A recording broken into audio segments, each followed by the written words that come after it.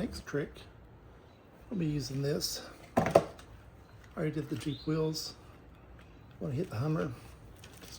Another Cerakote product. And used most of it on the Jeep tires. They were pretty big. I soaked it on really well. And put the applicator in a baggie. Directions say to spray on the applicator, then rub on a smooth tire. That would work great. On tires that have any type of lines and lugs, it takes a lot of effort, and not a fan of effort, fan of technique. So spray it down.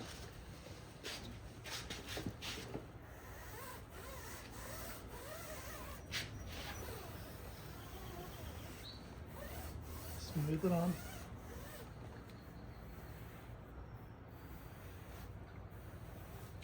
Sponge is soaked already. It was soaked when I put it in the baggie. Put it in the baggie to keep it from drying out, because it does tend to dry on the applicator. It does have a ceramic component, so it does dry up hard. And these lines, I find it best just rub along them.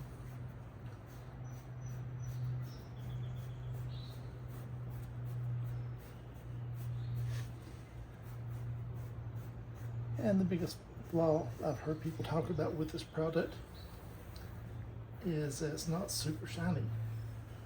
Well, I'm not a fan of super shiny.